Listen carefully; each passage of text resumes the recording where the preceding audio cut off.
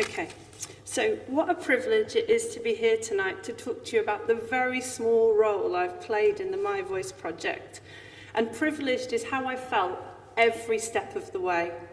In the past 2 years, 700 students of Marple Hall School have studied 5 of the My Voice books in their Year 9 history lessons. The stories of Ike, Anne, Marianne, Gisela and Hans. And this isn't on my notes, but when I go to school tomorrow and tell children I've been in the same room as these people, there's going to be a lot of excitement. So, through their books, students learn about their childhoods in Germany and Poland and the vibrant Jewish communities of pre-war Europe. Students learn about the subsequent discrimination and persecution wrought by the Nazi regime, as well as their stories of survival and building a new life here in the Northwest. Our students are therefore studying a diverse selection of people with very different experiences, underlining the fact that there's not one typical story, not one universal experience of the Holocaust. The impact the My Voice project has had on both teaching and learning at Marple Hall is immeasurable. It's simply immense. We are committed to building our lessons on the Holocaust around the My Voice project. Through our teaching, my department and I feel like we've become the guardians of these stories. We feel it's an honour to teach about these 5 lives. However, what we've also found is that our students feel like this too.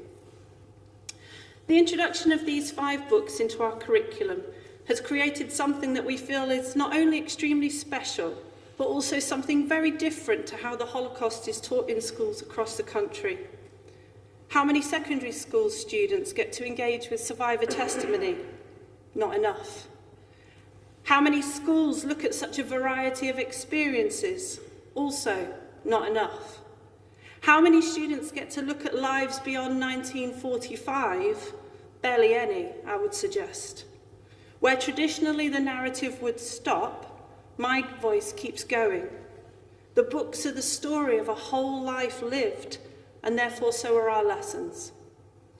Having spoken to Juliet and the My Voice team, there's also the potential to add more books to our curriculum, and we're excited for the future direction of our partnership. We're delighted that the project continues to grow. Now, we've been honoured to have both Anne Super and Ike Altman speak at our school in the past 2 years.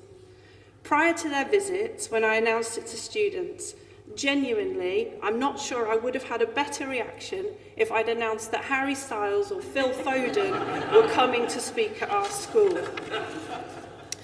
This demonstrates just how much students have taken from reading their stories. They were so excited and could barely believe that they were going to hear someone whose life they had studied live, in person, in our hall. You could have heard a pin drop as Anne and Ike spoke to an audience of 400 people, students and staff. Everyone was enraptured. Everyone in that hall understood what a privilege it was. Last year, over 300 Year 9 students were asked to write to one of the 5 people that they had studied. Now, often, a piece of extended writing wouldn't always be a task that students would approach with enthusiasm, but this was totally different. This was the final lesson on the Holocaust, and students had spent weeks learning about Ike, Anne, Marianne, Gisela and Hans. I read every single letter and was astounded by the care and thoughts that had gone into each and every one. There were common themes in the letters and common questions, but the most overwhelming sentiment was that of gratitude from students that they had had this opportunity. They got it. Many of the letters impressed me with the level of detail remembered from the life studied. Many of the letters questioned why we're the only school studying these 5 people. Many of the letters made me smile, and I'll be honest with you, many of them made me cry. But all of those letters, all 300 of them, made me proud. Proud not only to teach at my school, but proud for us to be a part of the My Voice project. Thank you.